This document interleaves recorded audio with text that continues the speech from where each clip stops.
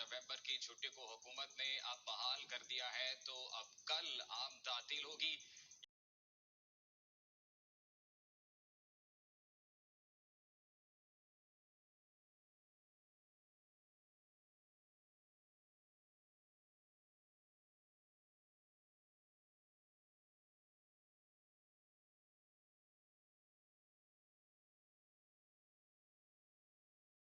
गई थी और अब हुकूमत ने 9 नवंबर की छुट्टी को बहाल कर दिया है।